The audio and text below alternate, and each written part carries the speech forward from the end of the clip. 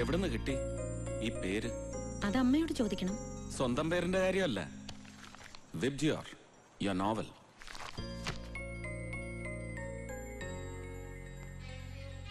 മഴവില്ല് ഇഷ്ടമായിരുന്നു കുട്ടിക്കാലം മുതലേ. ഗുഡ്.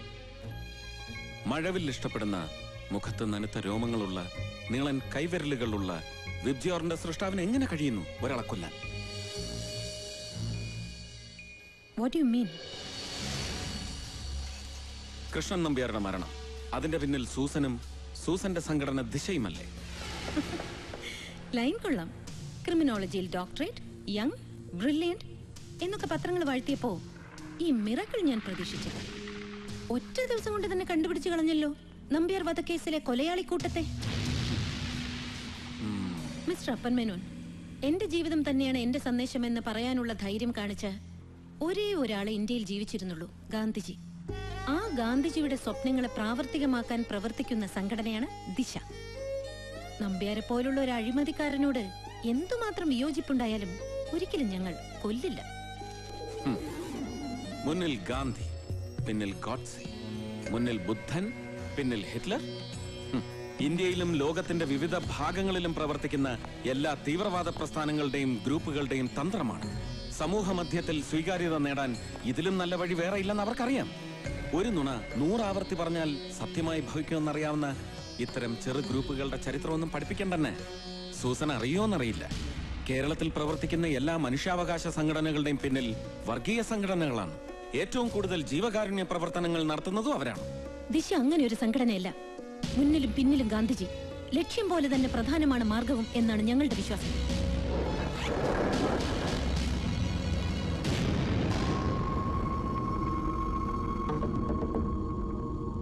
ആദ്യം ഒരു സ്വകാര്യ TV ചാനലിലും പിന്നെ ഈ പത്രങ്ങളിലും വന്ന വാർത്തകളുടെ പിന്നിൽ ദിശയല്ലേ?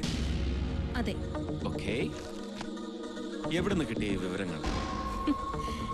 സംഘടനാ ഓഫീസിലെ ലെറ്റർ ബോക്സിൽ നിന്ന് കിട്ടിയ ഒരു CD, അതിലാണ് ഈ വിവരങ്ങൾ ഉണ്ടായിരുന്നത്. ഓ, ആരാണ് CD ലെറ്റർ ബോക്സിലിട്ടത്?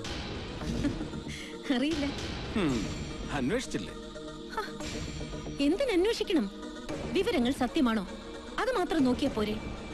ഊമക്കത്തുകൾ ഹർജികളായി കോടതികൾ പോലും സ്വീകരിക്കാറുണ്ടെന്ന് ഓർക്കണം ഡോക്ടർ അപ്പൻ Menon. Then you may go. പക്ഷെ ഒരു കാര്യം, സംഘടനാ പ്രവർത്തനത്തിലൂടെ സിദ്ധിച്ച ആർഗ്യുമെന്റ് പവർ ഉപയോഗിച്ച് എന്നെ കൺവിൻസ് ചെയ്ത് കളഞ്ഞൊന്ന് ധരിക്കരുത്. സൂസന്റെയും ദിശയുടെയും പിറകിൽ എന്നും ഉണ്ടാവും എന്റെ കണ്ണുകൾ. Always welcome.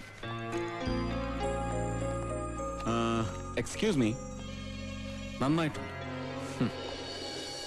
Not you, your novel VIBGYOR. Thank U.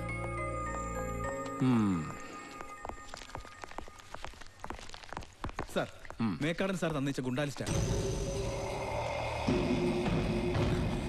Mister Mekkadan, ബാല്യം എവിടെ? ഇവരുടെയൊക്കെ ബാല്യം എവിടെ? ഒരു ഡോക്യുമെന്റ് രേഖപ്പെടുത്തുമ്പോൾ learn to make it complete.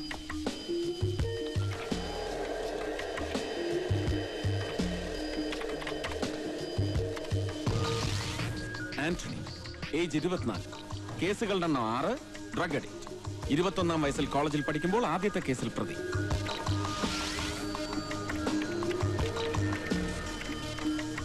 സലാം, വയസ്സ് 30, ഗാങ് ലീഡർ, കേസുകൾ 14, ആദ്യത്തെ കേസിൽ പ്രതിയാവുന്നത് 18-ാം വയസ്സിൽ.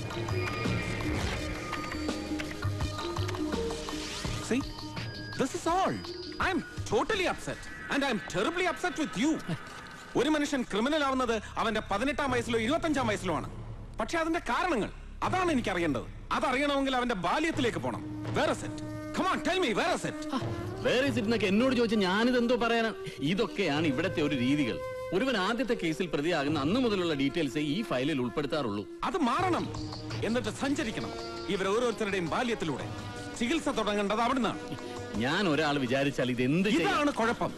നമ്മൾ ഒരാൾ വിചാരിച്ചാൽ ഒന്നും ചെയ്യാനാവില്ലെന്ന ഫിക്സേഷൻ, എന്നിട്ട് സ്വന്തം ഉത്തരവാദിത്തങ്ങളിൽ നിന്ന് മാറി നിൽക്കും. അത് മാറണം.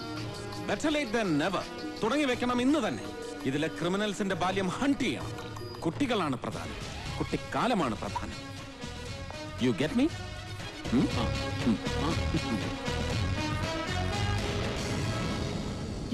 എന്ത് വേണ്ട വേണ്ട, ഒന്നും പറയണ്ട. അപ്പേട്ടന്റെ സ്ഥിരം പതിവായി ദേഷ്യപ്പെടല്. എങ്ങനെ ദേഷ്യപ്പെടാതിരിക്കും വൈക? നിനക്കറിയാത്തോണ്ടാ. ചില ക്രിമിനൽസ് കുറെ കാലം കഴിയുമ്പോ മനോരോഗികളായി തീരും. കുറ്റബോധം കൊണ്ട് പിന്നീട് നല്ല കാര്യങ്ങൾ ചെയ്യാൻ വേണ്ടി ആന്റി സോഷ്യൽ എലമെന്റ്സിനെ തീർക്കാൻ തുടങ്ങും, ആരും അറിയാതെ. കൃഷ്ണൻ നമ്പ്യാരുടെ വധത്തിൽ അങ്ങനെ വല്ല ഇടപെടലും നടന്നിട്ടുണ്ടോ? അതാ ഞാൻ ഗൂണ്ടാ ലിസ്റ്റ് ചോദിച്ചത്. പക്ഷെ ആ ലിസ്റ്റ് ഉപയോഗിക്കാൻ പറ്റില്ല എന്ന് വന്നാ ഞാൻ എന്താ അയാളെ കൺഗ്രാജുലേറ്റ് ചെയ്യണോ? ഞാൻ മേക്കാടിന്റെ കാര്യമല്ല പറഞ്ഞത്, സൂസൻ മേരി തോമസിന്റെ കാര്യം. അവരെ വിളിച്ച് ക്വസ്റ്റ്യൻ ചെയ്തില്ലേ? കൊലപാതകം അന്വേഷിക്കുന്ന ഒരു ഉദ്യോഗസ്ഥനെ സംബന്ധിച്ചിടത്തോളം അവരും സംശയിക്കപ്പെടേണ്ടവരാണ് വൈക. സൂസൻ മേരി തോമസിനെ കുറിച്ചും അവരുടെ ജീവിതത്തെ കുറിച്ചും അറിയാവുന്ന ആരും അങ്ങനെ പറയില്ല. അപ്പേട്ടൻ തീർച്ചയായിട്ടും അവരെ പോയി കാണണം, എന്നിട്ട് സോറി പറയണം. സോറി? എനിക്ക് വേണ്ടി അപ്പേട്ടൻ അത് ചെയ്യണം. അപ്പേട്ടൻ ഒരു പെൺകുട്ടിയും ചീത്ത പറയുന്നത് എനിക്കിഷ്ടമല്ല. ഞാൻ എന്ത് തെറ്റിയതാലും അപ്പേട്ടൻ ഒന്നും പറയാറില്ലല്ലോ. എനിക്ക് നിന്നോട് സ്നേഹമല്ലേ വൈക? അതുപോലെ സ്നേഹിക്കണം എല്ലാരെയും. സൂസനെയും? സൂസനെയും ഒരു ഫ്രണ്ടായിട്ട്, നല്ല ഫ്രണ്ടായിട്ട്. Okay okay.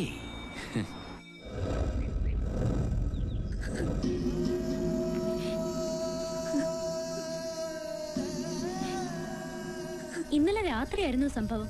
5ഓളം പേരുണ്ടായിരുന്നു അവര്.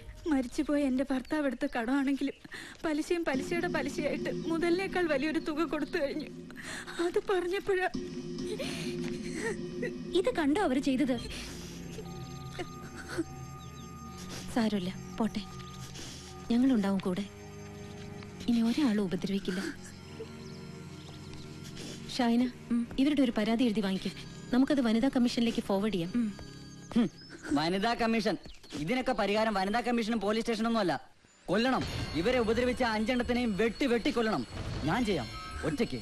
ഗണേശ, നീ അകത്ത് പോ. അല്ല, ഇവരെയൊക്കെ ഇങ്ങനെ വെറുതെ. നിന്നോട് അകത്ത് പോക.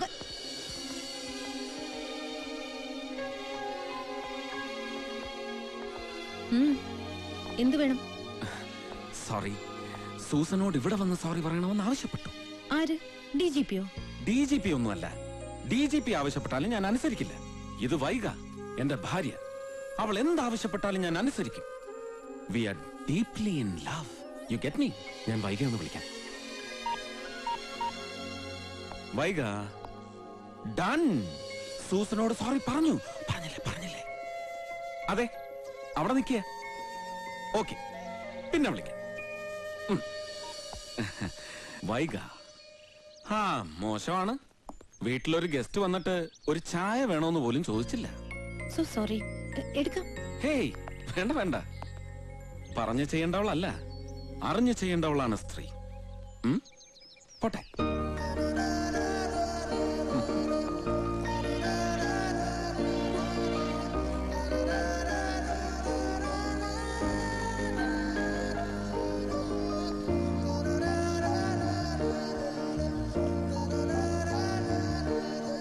നീ പറയുന്ന പോലെ ഒന്നുമല്ലല്ലോ ആള്. ഇതൊക്കെ തട്ടിപ്പമ്മ. ആളുകളെ കയ്യിലെടുക്കാനുള്ള സൂത്രം. ഏതായാലും നീ അയാളുമായിട്ട് വഴക്കിനൊന്നും പോണ്ട. ആര് പോണു? പക്ഷെ ഇങ്ങോട്ട് വന്നാ ഞാൻ വിട്ടുകൊടുക്കില്ല.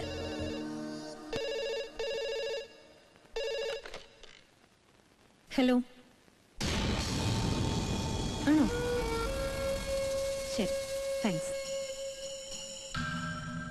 Political leader Sulaiman Sahib, he's കോർണർഡ്.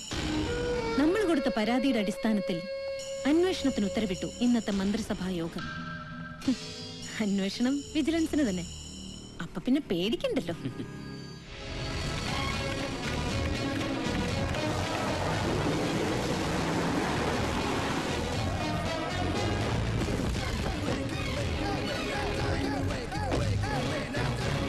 Good morning അപ്പൻ.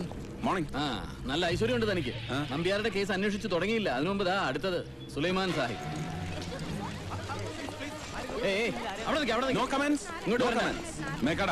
ഇന്ന് വൈകിട്ട് മറ്റ് പ്രോഗ്രാംസ് ഒന്നും ചാർട്ട് ചെയ്തേക്കരുത്. We have a meeting with the നടക്കില്ല. ഞാനിന്ന് വൈകിട്ട് ഭാര്യയുടെ കൂടെ പള്ളി പോകാൻ നേരിട്ടിരിക്കുക. അതൊന്നും മാറ്റി വെക്കാൻ പറ്റില്ല. മാറ്റി വെച്ചേ പറ്റൂ. പള്ളിയും പള്ളിക്കൂടം ഒക്കെ പിന്നെ ഡ്യൂട്ടി ഫസ്റ്റ്. ദൈവത്തിനുള്ളത് ദൈവത്തിന്, സീസർക്കുള്ളത് സീസർക്ക്. അതാണ് പണ്ട് തൊട്ട് മേക്കാടന്റെ ലൈൻ. എന്റെ ലൈൻ അങ്ങനെയല്ല. ദൈവത്തിനുള്ളതും കൂടി സീസർക്ക്. Time is god and work is worship. കാലമാണ് ദൈവം, അധ്വാനം ആരാധന. So be there on time. Okay? Be there on time. ദിവസങ്ങൾക്ക് മുമ്പ് കൊല്ലപ്പെട്ട മന്ത്രി കൃഷ്ണൻ നമ്പ്യാർ ഇന്നലെ രാത്രി മരിച്ച നിലയിൽ കണ്ടെത്തിയ സുലൈമാൻ സാഹിബ്, രണ്ടുപേരുടെയും മരണങ്ങൾക്ക് പിന്നിൽ ഞാൻ കാണുന്നുണ്ട് ചില ബാക്ക്ഡ്രോപ്പ് കണക്ഷൻസ്, യാദൃശ്ചികത. അഴിമതി കേസിൽ ആരോപണ വിധേയരായി അന്വേഷണത്തെ നേരിടാൻ തുനിയവയാണ് രണ്ടുപേരും കാലം ചെയ്തത്. ഞാൻ വിശ്വസിക്കുന്നു ഈ രണ്ടുപേരുടെയും കൊലപാതകങ്ങൾക്ക് പിന്നിൽ പ്രവർത്തിച്ച മസ്തിഷ്കം ഒരാളുടേതാണ്. ആരുടെ? ഒരുപക്ഷെ ഒരു വ്യക്തിയുടെ, ചിലപ്പോൾ ഒരു കൂട്ടം വ്യക്തികളുടെ, അല്ലെങ്കിൽ ഏതെങ്കിലും ഒരു സംഘടനയുടെ. അപ്പൻ വെറുതെ ഇഷ്യൂ ഡൈവേർട്ട് ചെയ്യുകയാണ്. ഒരാളുടെ മസ്തിഷ്കം ഉണ്ടാവാം, ഐ അഗ്രി വിത്ത് ദാറ്റ്. പക്ഷെ ഒരു സംഘടനയൊന്നും ഈ കൊലപാതകങ്ങളുടെ പിന്നിലില്ല. മേക്കാട, കുറച്ചു നാളുകൾക്ക് മുമ്പ് വയനാട്ടിൽ നിന്ന് ഒരു സംഘം ആദിവാസി യുവാക്കൾ ആന്ധ്രയിലെ നക്സലൈറ്റ് സംഘടനയായ പീപ്പിൾസ് വാർ ഗ്രൂപ്പിന്റെ പരിശീലനം നേടാൻ പോയിരുന്നു എന്ന് റിപ്പോർട്ട് ചെയ്തിരുന്നു ഒരു സ്വകാര്യ TV ചാനൽ. ശ്രദ്ധിച്ചു കാണൂ. 70കളിൽ പൊലിഞ്ഞുപോയ തീവ്രാഭിലാഷങ്ങളുടെ സ്വപ്നങ്ങൾ വീണ്ടും തളർക്കുന്നുണ്ട് സർ. ബീഹാർ മുതൽ ഇങ്ങ് ആന്ധ്രാപ്രദേശ് വരെയുള്ള സ്റ്റേറ്റുകളിൽ മരണത്തിന്റെ മണമുള്ള ആ കാറ്റ് വയനാടൻ മലനിരകൾ കടന്ന് നമ്മുടെ നാട്ടിലെത്താൻ അധികം സമയമൊന്നും വേണ്ട.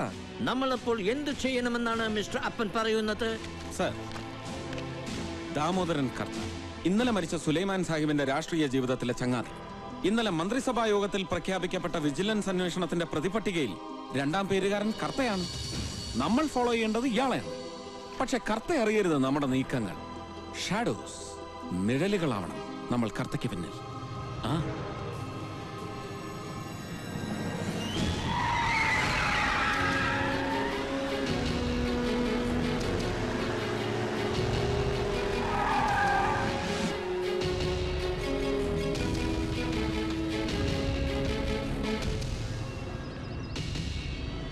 ആ വട്ടമേനോന് തലയ്ക്ക് നല്ല സുഖമില്ലെന്ന് എനിക്ക് തോന്നുന്നു.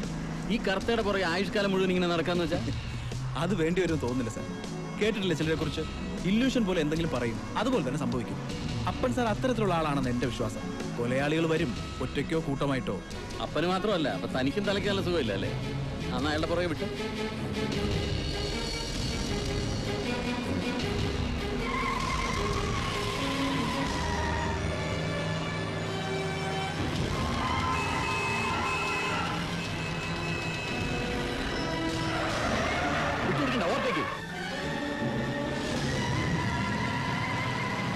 ഓർത്തിക്കേണ്ട വേണം, ഫോളോ ചെയ്താൽ മതി.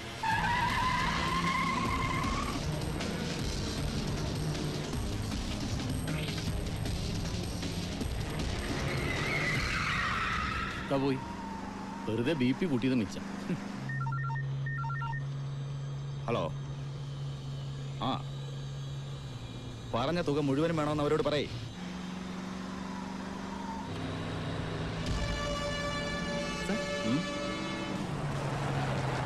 I will call Appan.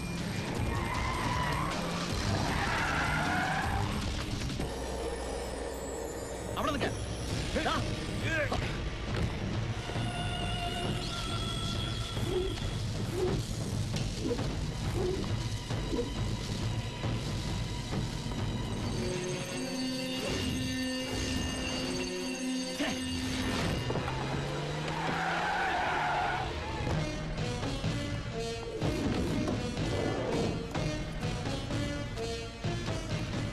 Sir, Yeah.